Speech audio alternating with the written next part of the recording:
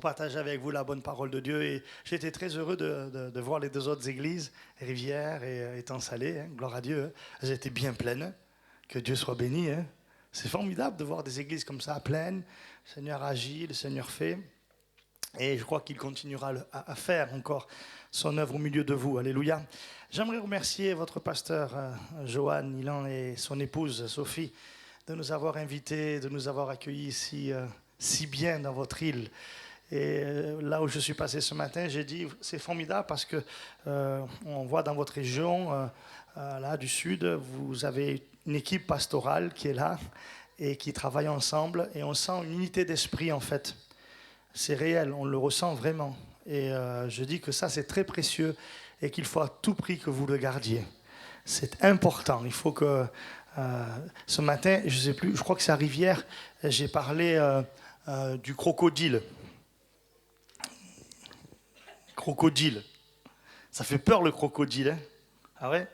Mais dans le livre de Job, il est question du crocodile et Dieu dit à Job que le crocodile a des écailles qui sont serrées les unes aux autres tellement qu'il n'y a rien qui passe à travers, il n'y a rien qui peut passer à travers. Et je disais, c'est formidable parce que, eh bien, on ressent que c'est un peu comme ça pour vous. Les écailles sont resserrées les unes aux autres et l'ennemi ne peut pas s'infiltrer. Alléluia. Amen. Ça, c'est tellement beau, tellement bon, tellement précieux, tellement important.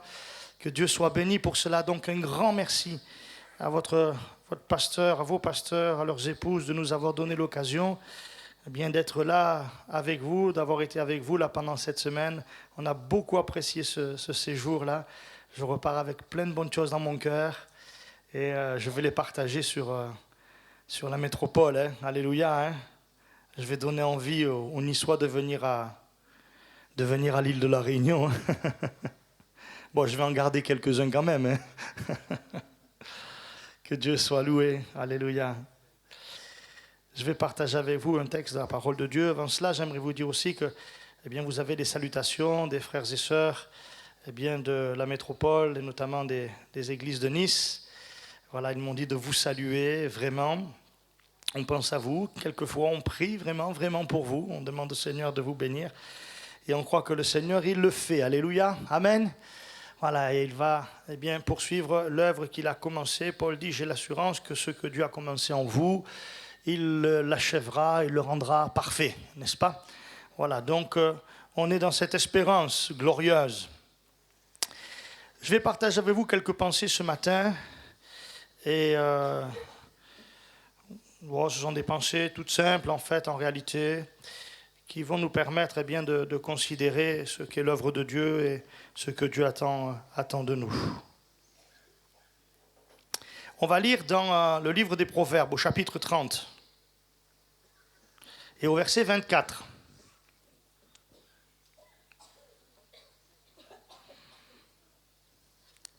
Ce sont les paroles d'un certain Agur.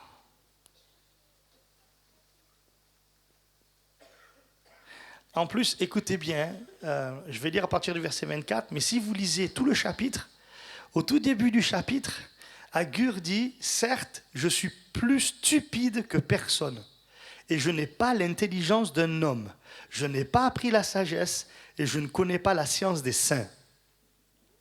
J'ai jamais entendu quelqu'un venant me voir me dire « Je suis plus stupide que tous les autres. » En général, on pense le contraire de soi, non?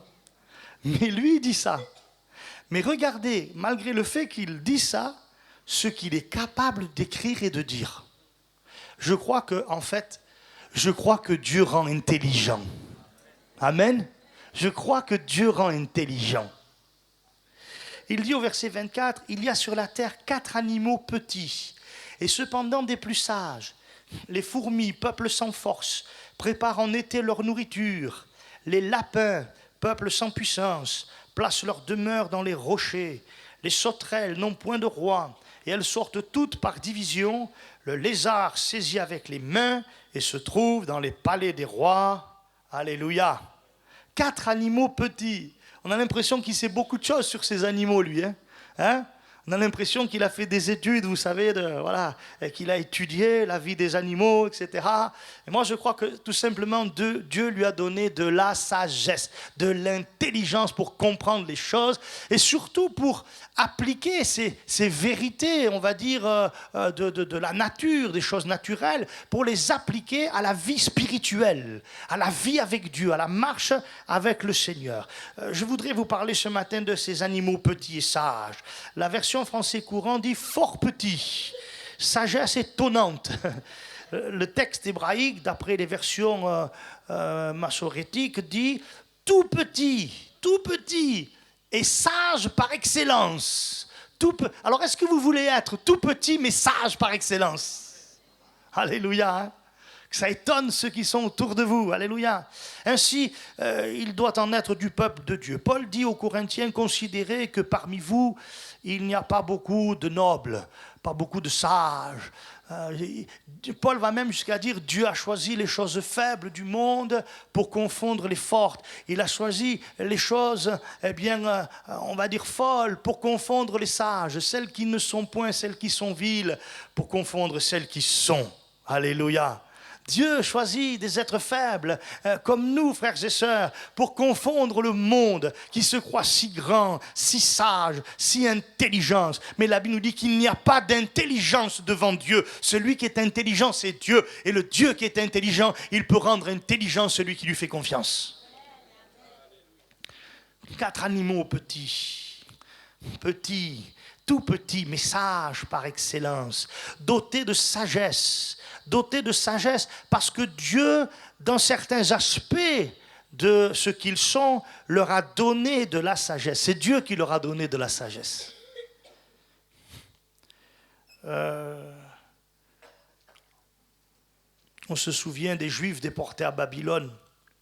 Ils sont dans une position de faiblesse, une situation difficile. Il n'y a pour eux aucune puissance humaine qui puisse les sortir de cette situation. Mais l'Écriture dit, Dieu accorda de la sagesse à un tel, à tel autre, à tel autre. Et ils vont être placés dans la cour du roi. Pourtant, ils étaient tout petits, dans un état de faiblesse. Mais Dieu leur a accordé la sagesse. Alors j'aimerais voir avec vous quelle était la sagesse de ces 4 animaux. Et nous ferons un petit parallèle, même avec les 4 jeunes déportés à Babylone. Parce que la Bible nous dit qu'il y avait Shadrach, Meshach, Abednego, Daniel. Ils avaient une sagesse qui surpassait les autres. Voilà. Et pourtant, à Babylone, il y avait des sages. Hein. Croyez-moi, il y avait des gens qui avaient du savoir, de la connaissance. Mais eux, ils avaient une sagesse plus grande. Plus grande. La sagesse de Dieu sera toujours plus grande que la sagesse des hommes. N'est-ce pas?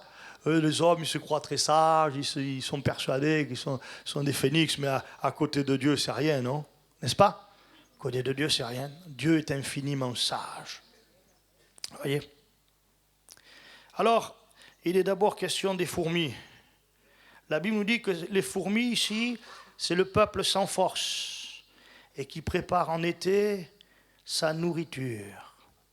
Ainsi, le croyant, en fait. Je crois que le croyant, il a compris que dans la vie chrétienne, dans sa vie spirituelle, ses propres ressources sont insuffisantes. Il sait que sans Dieu, il n'a point de force. L'Écriture dit, Dieu est ma force. Il est ma force. Et c'est comme cela. Peuple sans force, un peuple faible. Les amis de Daniel se retrouvent dans une situation de faiblesse. Ils n'ont aucune force humaine face à l'ennemi, face à ceux qui les ont amenés en captivité. Mais leur force, c'est Dieu. C'est Dieu, ils s'appuient sur lui. Alléluia. Quand le roi a ordonné qu'il fallait se prosterner, là, quand on entendrait sonner des trompettes, etc., il fallait se prosterner devant la statue, ils ont dit, nous, on ne le fera pas. Shadrach, Meshach, Abednego, ils ont dit, nous, on ne fera pas ça. Donc on les a pris, on les a amenés devant le roi. On est devant l'autorité la plus importante au point de vue humain de l'époque, le roi de Babylone. Et le roi se fâche, il se met en colère. Et il dit, mais il est hors de question que vous n'obéissiez pas à mon ordre. Voyez, j'imagine le cœur de ces jeunes hommes, quoi. Ils sont là devant l'autorité suprême de l'époque sur la terre. Et il sait que cet homme-là, il a droit de vie, de mort sur eux. Donc ils savent qu'ils risquent de perdre leur vie, en fait. Et puis le roi dit, bon, maintenant quand on va jouer bien de la musique, je veux que vous vous prosterniez là devant la statue. Et ils ont dit, au roi, ça on ne le fera pas. On ne le fera pas. Et quand bien même notre Dieu ne nous délivrerait pas de ta main, sache une chose, c'est que ça on ne le fera pas. On a décidé de ne pas pécher contre Dieu et on ne va pas désobéir à Dieu, on va obéir à notre Seigneur. Ça, nous ne le ferons pas. Alléluia. Il fallait le faire quand même devant le roi de Babylone, non? Ouais. Alors, le roi il s'est mis en colère. On avait préparé la fournaise. Il a dit, allez, jetez-moi ces 3 hommes dans la fournaise. On a chauffé la fournaise 7 fois plus, dit la Bible. Et les hommes qui ont jeté Shadrach, Meshach et Abednego dans la fournaise ont été brûlés. Là, en un instant, ils ont perdu la vie. Et puis Shadrach, Meshach et Abednego sont rentrés dans la fournaise. Franchement, j'aurais trop aimé voir cette scène. Franchement, j'aurais trop aimé voir ça.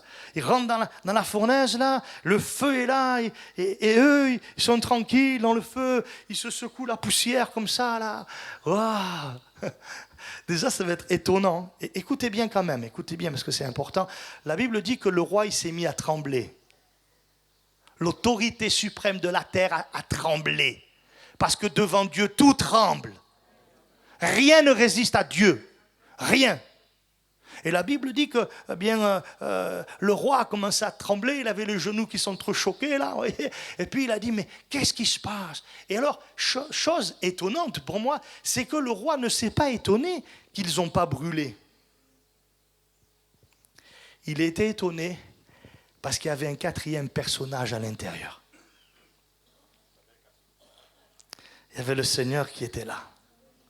Et il dit, c'est qui ce personnage? C'est qui? C'est celui qui donne la force de supporter toutes les épreuves. Ne vous étonnez pas, dit Pierre, d'être dans la fournaise de l'épreuve. Mais dans la fournaise de l'épreuve, Dieu, il est avec vous. Il est votre force dans la fournaise de l'épreuve. Alléluia. Dieu vous garde dans la fournaise de l'épreuve. Vous garde dans la foi. Alléluia. J'aimerais dire quelque chose, parce que je pense que ça, c'est aussi la sagesse. C'est aussi l'équilibre malgré tout. Il y a des gens qui passent par l'épreuve. Et je crois que Dieu est capable de les sortir de l'épreuve. Et il y a des frères, des sœurs, quand ils passent par l'épreuve, ça dure un temps, puis Dieu les sort de l'épreuve. Mais vous avez remarqué aussi, il y a des frères qui passent par l'épreuve, ils ne sortent pas de l'épreuve. Mais dans l'épreuve, Dieu leur donne la force et le courage nécessaires de traverser. Alléluia. Pas vrai? Dans l'épreuve, Dieu montre sa puissance. Dans l'épreuve, Dieu montre sa fidélité. Dans l'épreuve, Dieu montre qu'il donne de la force. Alléluia. Je connais une famille à Marseille. Quand ils sont venus à l'évangile, ils sont venus avec un de leurs fils. Leur fils avait une tumeur à la tête, inopérable. Inopérable. Et un jour, le médecin les a convoqués parce que le fils venait de faire un examen et le médecin les a convoqués pour leur dire, écoutez, on ne sait pas ce qui se passe, qu'est-ce que vous avez vu un autre médecin, est-ce que vous avez fait quelque chose pour votre fils? On dit non, on n'a rien fait. Il dit mais c'est étonnant quoi, parce que la tumeur qu'il y avait derrière, inopérable, on ne pouvait pas du tout la toucher. Le dernier examen révèle qu'elle n'y est plus là, on ne sait pas où elle est passée. Mais nous on savait que le Seigneur avait mis sa main. Quelques années, peut-être 3-4 ans plus tard, une leucémie foudroyante l'emporte.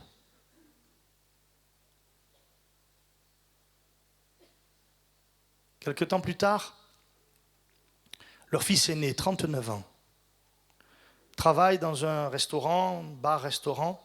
Il est en train de servir. Et alors qu'il est en train de servir, tout d'un coup, il s'arrête, il tombe et il meurt sur le coup. Crise cardiaque. 39 ans. L'un de leurs petits-enfants tombe très malade, un bébé. Elle va être opérée plus de 25 fois. Son mari est touché par un cancer. Et quand je vois tout ça, je me dis, mais il y en a combien qui auraient levé le poing contre Dieu en disant, hey, ça suffit? Pas vrai? Eh bien, mes amis, quand vous allez les voir, je suis allé les voir il y a encore quelques mois, je suis allé chez eux, et qu'on se retrouve à table avec eux, d'abord on est là, on pleure ensemble. On est tellement contents de se revoir. Et puis on a des souvenirs avec le premier fils aussi. Mais rapidement, tu sais Fred, qu'est-ce que le Seigneur est bon. Ah, le Seigneur, il nous aime. Ah, le Seigneur, il nous bénit. Ah, le Seigneur, il nous fortifie. Et moi, je les écoute et je me dis, mais Seigneur, c'est moi qui devrais dire ça, c'est eux qui le disent. Pourquoi? Parce que c'est le peuple sans force, à qui Dieu, dans sa grâce, donne la force dont ils ont besoin. Alléluia. Et c'est un exemple, n'est-ce pas? Ils n'ont pas été délivrés de tout ça. Ils ont vécu des malheurs. Mais ils les ont vécus avec la grâce de Dieu quand même. Ils les ont vécus avec la force que Dieu leur a donnée pour traverser malgré tous ces moments difficiles. Et ils sont toujours là, fidèles au poste. Et un jour, je sais qu'on les retrouvera là-haut, qu'on sera tous ensemble. Alléluia. Amen. Le peuple sans force. Sans force. Oui. La fourmi, elle est prévoyante. Elle amasse suffisamment de provisions pour affronter l'hiver. D'ailleurs, un homme en a fait une fable. Non? Ah oui, hein? Molière. Non, Fontaine. C'est parce que c'est réunionnais, c'est pour ça. Hein? Il devait être réunionnais, la Fontaine. Hein? Avec un nom pareil. Ouais, La Fontaine. Je dis ce matin, je crois que c'est la deuxième à Étang-Salé, j'ai dit ce matin, il y a un de mes amis pasteurs, il nous a dit un jour, il nous a dit, c'est étonnant parce que dans nos églises, il y a de plus en plus de cigales et de moins en moins de fourmis. Il faut réfléchir à ça. Les fourmis, elles travaillent, elles font ce qu'il y a à faire, elles préparent, elles sont prévoyantes, elles préparent assez de nourriture. Et je crois que ce que Dieu veut, c'est que nous soyons sages. Regardez la parabole des vierges sages et des vierges folles. Elles n'ont pas été prévoyantes, elles n'ont pas préparé, elles ne se sont pas préparées à l'éventualité de l'arrivée de l'époux. Et quand l'époux est arrivé, elles n'avaient pas ce qu'il fallait. Il faut que vous compreniez que l'époux revient bientôt. Il faut se préparer, il faut être sage, alléluia. Il faut se préparer. Il faut être comme la fourmi, pleine de sagesse. Leur sagesse avait été de prévoir. À la fourmi, les vierges sages aussi ont prévu assez d'huile. Et au milieu de la nuit, Jésus dit, la nuit vient où personne ne peut travailler. Au milieu de la nuit, on a dit, voici l'époux. Nous devons être sages comme les fourmis, comme ces vierges sages, amasser assez de provisions spirituelles pour les temps qui viennent. Regardez Daniel, la Bible dit qu'à un moment donné, on a interdit toute prière si ce n'est au roi. Ok? Toute prière. Il ne fallait pas prier. Qu'a fait Daniel? Il a continué à prier. Et quand l'épreuve est arrivée, il était plein de foi. Il était tranquille et serein. Mais remarquez bien, la Bible nous dit il a continué à prier. Ça veut dire qu'il avait déjà commencé. Et en commençant, en priant, il avait l'habitude 3 fois par jour de prier, la Bible dit. Il s'est préparé par ce moyen à l'éventualité de l'épreuve. Et quand l'épreuve est arrivée, eh bien, Daniel était tranquille. Pas vrai? Quand on l'a jeté dans la fosse aux lions, Daniel, il s'est endormi paisiblement. Hein? Il était tranquille. Je ne sais pas si on vous jetait à vous dans la fosse aux lions, si vous arriveriez à dormir tranquille. Mais lui, oui. J'ai connu un missionnaire, le frère Dupré. Le frère Dupré, quand il est parti en Afrique pour la mission, il venait de se marier, ça a servi de voyage de noces. Et je l'ai vu une fois, il nous a raconté cela. Quand il est arrivé là-bas en Afrique, il nous a raconté que la première nuit, ils ont dormi à la Belle Étoile. Ils étaient là près de la brousse, ils ont dormi à la Belle Étoile. Et il nous a raconté qu'autour, il y avait les lions qui rugissaient autour. Alors moi, je lui dis, mais comment vous avez fait? Vous avez dû avoir une drôle de nuit. Il me dit, non, on a bien dormi avec ma femme. Parce qu'on a cru que le Seigneur, il ferme la gueule des lions.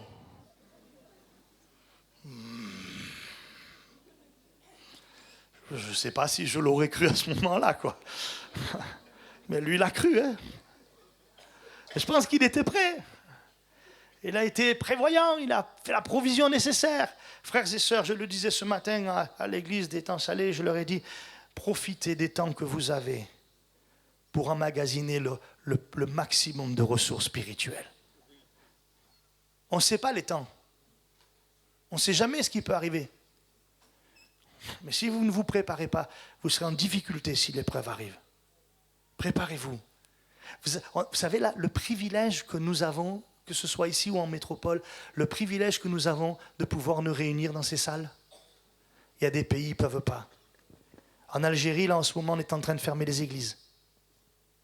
En Chine, on est en train de fermer les églises.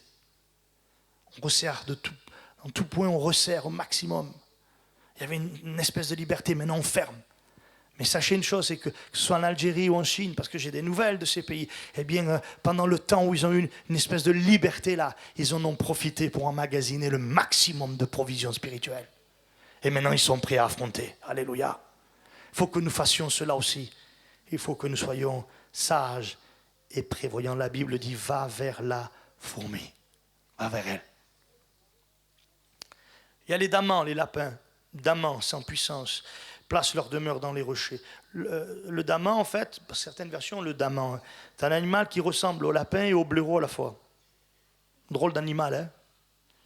C'est un animal craintif, très craintif. C'est un animal sans puissance. Sans puissance. Et face à la difficulté, à l'adversité, au danger, bien que fait le lapin, le daman, il va dans le rocher. Il se cache là, dans le creux du rocher. Il a fait sa demeure du rocher. Je crois que le croyant doit être ainsi, il doit avoir cette sagesse-là. Il doit apprendre à aller se réfugier sous l'ombre du Tout-Puissant. Celui qui demeure à l'abri du Tout-Puissant, repose, celui qui demeure sous la main, repose à l'ombre du Tout-Puissant. Il repose. Celui qui demeure sous l'abri du Très-Haut, celui qui demeure, pas celui qui passe. Moi, ici, à l'île de la Réunion, je fais que passer là. Vous demeurez. Pas vrai? Vous y êtes, vous restez. Il y a des gens avec Dieu, ils font que passer. De temps en temps, ils font un tour. Ah, j'ai besoin. Hop, j'arrive. Seigneur, j'ai besoin. Fais-le. Merci. Je repars. Ils font que passer. Nous sommes invités à demeurer, à être avec tous les jours de notre vie. On a reconnu les disciples, écoutez bien, je vais dire, la Bible dit qu'on les a reconnus pour avoir été avec Jésus. Voyez, on a dit eux, ils ont été avec le Seigneur, ils ont été avec le Maître. Ils ont été dans sa présence. On a besoin, frères et sœurs, de vivre dans la présence du Seigneur, de vivre dans la relation, dans la communion avec Dieu. Dans la relation, dans la communion avec Dieu, il se passe des choses extraordinaires en fait. Alléluia. Il y a quelques années de cela, j'étais dans mon bureau et je lis un texte de la Bible. Vous vous rappelez ce texte où Salomon, il a manifesté, eh bien, on va dire sa sagesse, mais aussi, voilà, il a une grande renommée maintenant. Et il y a une femme, la reine de Saba, qui vient de très loin parce qu'elle a entendu parler de la sagesse de Salomon et elle veut voir d'elle-même, elle veut se rendre compte. Et donc elle arrive là, elle est reçue, et elle entend Salomon, et la Bible nous dit qu'elle va considérer tout ce qu'il y avait autour de Salomon, même ses serviteurs, tout ça. Et la Bible dit, elle en eut le souffle coupé. Elle en a eu le souffle coupé. Voyez? Et j'étais en train de lire ce texte. J'étais dans mon bureau tout seul, heureusement que j'étais tout seul dans mon bureau en fait. J'étais en train de lire ce texte-là dans mon bureau, elle en eut le souffle coupé. Et au moment où je lis ça, j'entends la voix de l'Esprit me citer un verset. Il y a ici, et là je comprends que c'est dans mon bureau, il y a ici plus que Salomon. Et je dis, Seigneur, tu es là.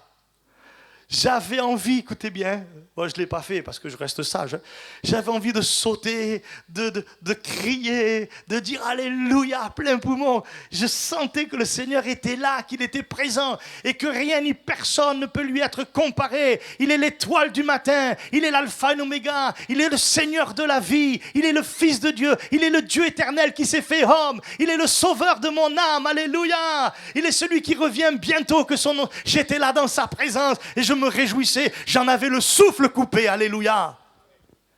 La communion avec Dieu. C'est quoi votre dernier moment de communion avec Dieu? C'est quand? Mais j'ai pas le temps, pasteur, si vous saviez tout ce que je fais. Prends-le. Prends-le. va au pied du Seigneur. Élie dit, l'Éternel devant qui je me tiens. Vous savez que tout d'un coup, dans le livre des rois, vous avez Élie le Tishbite. Tout d'un coup, on ne sait même pas d'où il vient. Élie le Tishbite, il apparaît comme ça dans la Bible. Et quand la première fois que j'ai lu ce texte, je dis, mais d'où il sort celui-là? D'un coup, là, comme ça, il apparaît, il vient, il parle au nom du Seigneur. Qu'est-ce qui se passe? Sauf que la Bible dit, Élie, il va dire, l'Éternel devant qui je me tiens. Il n'est pas arrivé comme ça par le fruit du hasard. Il est arrivé là parce qu'il se tenait dans la présence de Dieu. Et en se tenant dans la présence de Dieu, il a reçu les oracles du Seigneur. Et le Seigneur lui dit, va maintenant. Et il est allé avec la grâce de Dieu. Alléluia. On a besoin de la présence du Seigneur, de vivre la communion avec Dieu. Ouais. Placer leur demeure là, dans les rochers. Eh oui. Lorsque le danger vient, mais pas que. Jésus est notre rocher. Jésus est notre rocher. Et devant quelque danger que ce soit, lorsque l'ennemi de notre âme essaie de nous atteindre, nous aussi, nous nous réfugions dans le creux du rocher. Je t'aime, ô Éternel, mon rocher. Je t'aime, ô Éternel, mon rocher. Ouais. La Bible nous dit que David a chanté ce cantique lorsque Dieu lui délivrait de la main de tous ses ennemis et de la main de Saül. La sagesse du daman, du lapin, c'est d'avoir pris les rochers pour refuge dans le danger. C'est là aussi notre sagesse de prendre Dieu pour refuge. Pour refuge. Oui. Jésus s'est approché de Pierre, il lui a dit, Pierre, Satan t'a réclamé. Il en veut à ta peau. Il veut te détruire. Il t'a réclamé. Mais le rocher parle. Et le rocher lui dit, j'ai prié pour toi, afin que ta foi ne défaille pas. Le creux du rocher. Le rocher qui est Christ. Vous savez s'il retire sa grâce un seul instant de notre vie, là, il retire sa grâce, là, maintenant, le Seigneur, de ce lieu-là, de nos vies, là, je pense que l'ennemi s'abat sur nous, pour nous terrasser, nous détruire. Mais il ne peut pas le faire. Parce que la Bible dit, il prie pour nous. Il est dit, Christ est mort, bien plus. Il est ressuscité, il est à la droite de Dieu et il intercède pour chacun d'entre nous. Alléluia. J'ai prié pour toi, pour que ta foi ne défaille pas. Il y a eu les sauterelles. Il est dit, des sauterelles n'ont point de roi. Elles sortent toutes par division. Et leur sagesse est l'ordre et l'unité dans lesquels elles agissent sans avoir de hiérarchie. Waouh! Quelle sagesse! Je crois que l'Église doit être de même. L'Église ne connaît pas au point de vue humain de hiérarchie. Il n'y a pas un plus grand qu'un autre. Hein? Pas un plus... Même si Dieu met quand même une autorité sur certaines vocations, ça c'est normal, n'est-ce pas? Mais il n'y en a pas un plus grand qu'un autre. Quand on a voulu se prosterner devant Pierre, quand Corneille s'est prosterné, il dit « Lève-toi, Corneille, je suis un homme comme toi ». Quand Paul, dans la ville de Lystre, me semble-t-il, on a voulu lui offrir un sacrifice en disant que c'était une divinité et que celui qui l'accompagnait était aussi une divinité, ils ont déchiré leurs vêtements, ils ont dit « Mais ne faites pas ça, on est des hommes comme vous, de la même nature que vous. D'ailleurs, on vient vers vous pour que vous arrêtiez de faire ces choses, afin que vous tourniez votre cœur vers le Dieu vivant et vrai. » C'est Dieu qu'on honore. C'est lui le grand. Alléluia. Et nous, on n'est que de simples hommes. Alléluia. On n'est que de simples hommes. Et pas les gens qui s'imaginent être... Quand, par exemple, vous avez un problème avec quelqu'un, là, vous êtes accroché un petit peu, là, la personne vous regarde et de haut, elle vous dit « Mais vous savez qui je suis ?» Et quand elle a dit ça, elle a tout dit. Hein? Vous savez qui je suis? C'est le Seigneur qui est grand, alléluia. J'ai rien contre ça, mais j'ai un ami pasteur là. Il était invité, il faisait une mission. Et lui, c'est vraiment un ministère d'évangéliste. Et il a logé chez un couple là. Et le monsieur là, il a commencé à lui parler des études qu'il faisait sur la parole de Dieu. Alors le frère en question, il connaissait l'hébreu, il connaissait tout ça. Alors au pasteur évangéliste, il lui parlait de l'hébreu, tout ça. L'autre, il ne comprenait rien. Il lui parlait ceci et cela, et l'herméneutique. L'autre, il ne comprenait rien. Et puis le soir, il y a eu la réunion. Et à la réunion, une femme s'est approchée, elle était, je ne sais pas, les problèmes, il a prié pour elle au nom de Jésus, et à l'instant, elle a été guérie par le Seigneur. À l'instant, paf. À la fin, il est rentré chez le frère, et il a dit, vous voyez frère, je ne connais pas l'hébreu, mais je connais Jésus. Alléluia. Eh oui, on connaît le Seigneur. C'est lui le roi, c'est lui le maître, alléluia, c'est lui le chef, c'est le seul maître, c'est le seul roi, c'est Christ. Alléluia, les croyants ne sont pas plus grands les uns que les autres. Dans l'Église, on n'a pas établi d'autorité humaine. L'autorité spirituelle, c'est Dieu seul, et c'est lui qui la donne, l'autorité, alléluia. Mais je parle d'autorité spirituelle, je ne parle pas de l'autoritarisme qui fait que l'homme, il veut s'imposer, dire c'est moi le chef ici. Non, le chef, c'est Christ. Et nous, on est ses serviteurs, alléluia. Et l'autorité, elle vient de l'onction qu'il donne. Alléluia. C'est quand il y a l'onction, si vous voulez, ça devient différent. Hein, n'est-ce pas? Oui. Leur sagesse, l'ordre et l'unité. Pas d'isolement, pas d'acte isolé, mais un travail en commun. Alléluia. Oui, on ne travaille pas pour sa propre poire, comme on dit à Marseille. Non, on travaille pour l'ensemble, pour le corps de Christ. Alléluia. Vous savez, quand le diable a réussi à diviser les croyants, à les isoler, il se frotte les mains. Il sait alors qu'il a pris un avantage sur le croyant. La Bible dit, celui qui se tient à l'écart cherche ce qui lui plaît, il s'irrite contre tout ce qui est sage. Voilà ce que dit la Bible, n'est-ce pas? Il s'irrite contre tout ce qui est sage. L'ennemi, c'est on va dire, le roi de la division. Vous voyez, il aime ça, il aime quand ça se divise. Vraiment. Vous avez déjà lu la parabole de l'ivraie? On a semé du bon grain et il y a de l'ivraie qui a poussé. L'ivraie, ça ressemble au blé, étrangement. Voyez? Mais ce n'est pas du blé. Hein? Alors on est venu, on a dit au maître, oh, l'ivraie a poussé, qu'est-ce qu'on fait? Il a dit, laissez croître ensemble. Quand ce sera nécessaire, les moissonneurs viendront, ils feront le travail. Ils feront la différence. Et vous savez que le mot ivraie, en grec, je n'ai pas fait du grec, mais je me suis un petit peu intéressé quand même. En grec, le mot ivraie, c'est le mot zizanion. C'est de là que vient le proverbe « semer la zizanie ». Et la Bible dit, c'est un ennemi qui a fait ça, c'est un adversaire qui a fait ça. Le diable, il veut semer la zizanie. Mais les sauterelles, elles sont toutes dans l'ordre et l'unité. Alléluia. Et quand le diable essaie de semer la zizanie, là, dites-lui, non, tu fais ce que tu veux, mais moi, c'est mon frère, c'est ma sœur, moi, je l'aime, moi, je prie pour lui, je prie pour elle, on est unis les uns aux autres, on travaille pour le salut des âmes, alléluia, on veut que l'église s'édifie, qu'elle marche, qu'elle aille de l'avant, tu ne pénétreras pas là pour semer la zizanie au milieu de nous, alléluia, amen, c'est important, hein. Souvent, quand je fais un service de baptême, je parle avec les futurs baptisés. Il y a une chose sur laquelle j'insiste un peu, c'est celle-là. Je suis arrivé dans une église, et dans cette église, quand je suis arrivé, j'avais des préjugés. Et le Seigneur m'a montré qu'il fallait que vraiment je l'aime.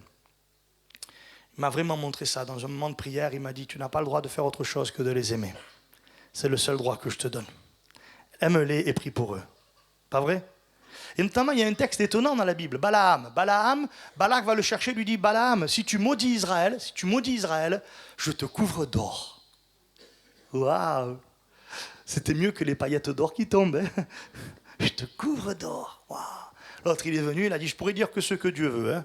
Donc il arrive là, et il regarde Israël, il voit le camp d'Israël, une partie. Alors, mettez-vous à l'époque, Moïse, 1 200 000 personnes peut-être. Mais franchement, ils sont épouvantables, hein? Non? Toujours ils se plaignent, toujours ils en veulent à cause de ceci.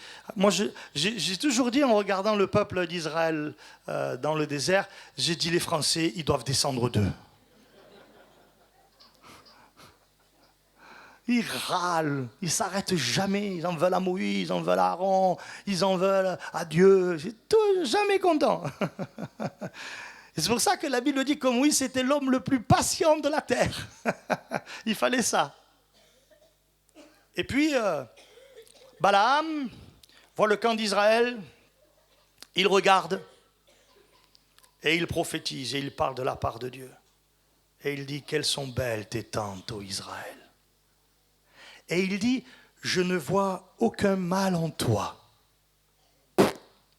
Et moi, quand j'ai lu ce texte, j'ai dit, Dieu ne voit pas les choses comme moi. Pas vrai?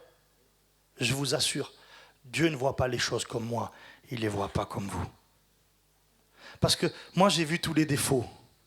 Moi, j'ai vu des râleurs. Moi, j'ai vu des gens qui se plaignent. Moi, j'ai vu des gens épouvantables. Et Dieu regarde, il dit, c'est mon peuple.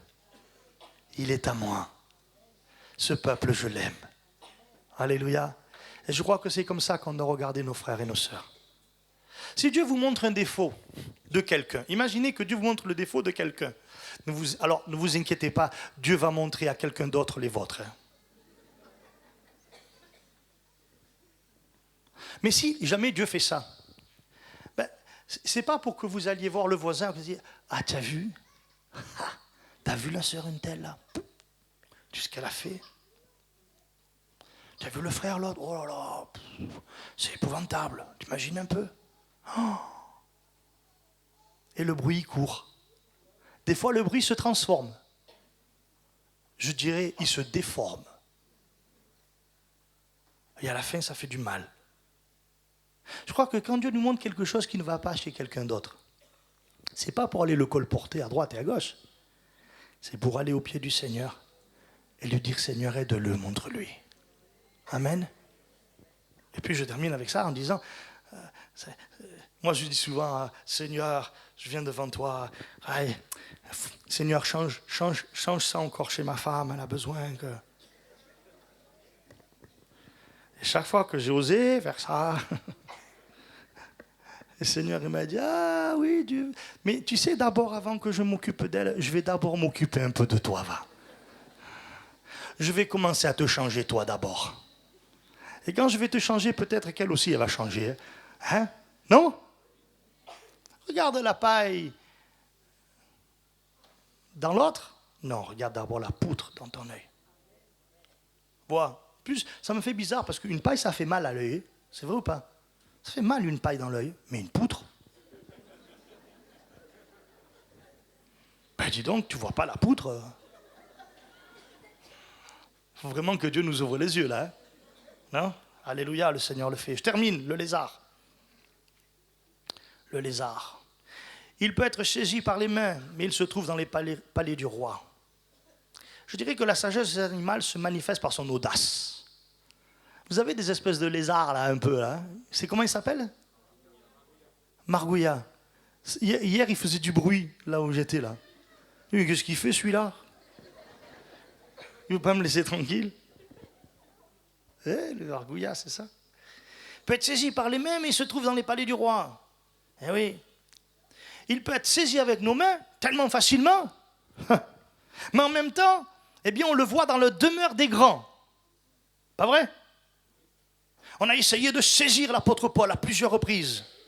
Plusieurs reprises, on a essayé de saisir l'apôtre Paul. Mais il s'est retrouvé devant César. Alléluia. Il avait l'audace de la foi. Ouais. Et devant les rois, il n'a pas eu peur. Devant les grands de ce monde, Paul n'a pas eu peur. Il avait l'audace de la foi. Il leur a dit ce qu'il en était. Tellement qu'à un moment donné, il y en a un qui a dit, tu es fou, Paul, ton grand savoir te fait déraisonner. Il l'a regardé droit dans les yeux, il dit, je ne suis point fou. Mais que Dieu fasse qu'à l'exception des chaînes que j'ai, vous deveniez tous comme je suis. L'audace. Alléluia. C'est formidable, l'audace de la foi. Il y a des gens qui ont l'audace de la foi, hein, qui osent, qui vont, qui parlent, qui sont là, qui témoignent, qui disent. Et Dieu les utilise. Dieu les utilise d'une manière ou d'une autre. J'ai un jeune là, il me dit, Fred, je suis monté en haut du boulevard où on a l'église. Il me dit, je suis monté en haut. Et en redescendant, j'ai essayé de parler à tous ceux que je croisais. J'ai essayé, c'était dur. Il me dit, oh, il ne voulait pas entendre, il ne voulait pas écouter. Hein. Et puis je suis arrivé en bas, je me suis mis devant l'église. Et alors que j'étais là devant l'église, j'ai vu une dame arriver avec son chien, une jeune femme arriver avec son chien. Je me suis approché, je lui ai parlé. Ça a duré 4-5 minutes, pas plus. 4-5 minutes. Le dimanche qui suivait, elle était à l'église, elle s'est convertie, dites. L'audace de la foi. Il a juste eu l'audace. Je vais leur parler, je vais lui parler. Ouais, et oui, le Seigneur veut nous aider. Hein. Alléluia. Il veut que, on soit utilisé pour le témoignage. Regardez la femme syro-phénicienne. Elle a l'audace d'aller devant le roi des rois. J'aime beaucoup cette histoire. Aide-nous, Seigneur. Ma fille, aide-nous. Seigneur, c'est pas bien de prendre le pain des chiens, et le pain des enfants, de le donner aux petits chiens. Elle a dit, Seigneur, quelle audace quand même. Hein. Seigneur, mais les chiens, ils mangent les miettes qui tombent de la table, Seigneur. Donne-moi la miette, ça suffit, Seigneur. Alléluia. Et le Seigneur a dit, je n'ai jamais vu une aussi grande foi, même en Israël. Quelle foi elle avait cette femme. Hein? Seigneur, juste là, la miette, là. Ah, le Seigneur, il est plein de ressources, le Seigneur. Il nous donne le pain de vie, le Seigneur. Alléluia. Et il faut que le Seigneur nous anime de cette audace, de la foi. Alors, il ne faut pas faire n'importe quoi, évidemment. Parce que nous l'avons vu, il faut de la sagesse. Mais il ne faut pas qu'à cause de la sagesse, on ne fasse plus rien. Non? Il y a des gens, ils sont tellement devenus sages. Il ne faut pas les déranger sur leur siège. Ils sont sages. De temps en temps, il faudrait qu'ils redeviennent comme le lézard. Hein? Qu'ils aient un peu l'audace de la foi. D'ailleurs, Dieu les place quelquefois devant des situations où il va falloir qu'ils aient l'audace de la foi. Pas vrai? Ils sont obligés de manifester la foi. Alléluia. J'ai entendu l'histoire de ce missionnaire. On lui dit, il y a un problème dans une famille, une maison, là, l'enfant il est en train de mourir. Alors il y va, il arrive.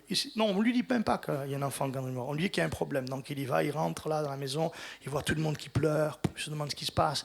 Et puis le parent arrive et ils lui disent, voilà, c'est notre enfant, il vient de mourir. Alors il leur dit, oui, je suis vraiment désolé. Mais bon, vous m'avez fait venir, mais je ne sais pas ce que je peux faire pour vous maintenant.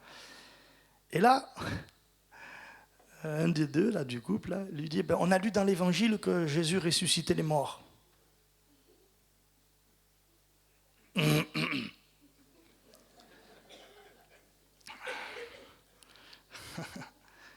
Et il raconte qu'il a senti dans la maison une atmosphère de foi. Il a dit, où le petit? Alors il l'a emmené dans la chambre. Il est rentré dans la chambre, il a fermé la porte et tout était fermé dans la chambre. Le petit était là, raide, mort. Raide. Je ne sais même pas s'il n'a pas pris dans les bras un petit enfant. Là. Raide. Puis il a dit, Seigneur, et c'est là l'audace maintenant. Seigneur, je ne sais pas pourquoi tu m'as envoyé là. Je ne sais pas ce que je fais même dans cette chambre-là. Mais l'enfant, il est mort, Seigneur. Même si les parents ont dit, la Bible dit, l'évangile dit que Jésus ressuscite les morts, il faut s'y retrouver après devant un mort. Hein. Il dit, mais Seigneur, écoute, je suis là devant toi, je ne sais pas ce que tu veux faire. Mais je te prie, Seigneur, voilà, aide-moi, fais quelque chose. Et il dit à ce moment-là, alors qu'il prie comme ça, il sent dans la chambre un vent qui passe. Et comme il sent un vent passer, il sent l'enfant qui tout d'un coup se ramollit. Et il le regarde. Dieu venait de ramener l'enfant à la vie. L'audace de la foi. Le lézard pénètre dans les palais des rois. Alléluia. Que Dieu vous bénisse. Amen. Et qu'il vous permette d'avoir l'audace de la foi pour cette île de la Réunion. Peut-être des choses disent, mais c'est pas possible. Si avec Dieu, tout est possible. Alléluia. Amen. Que le Seigneur vous bénisse. Amen. Alléluia.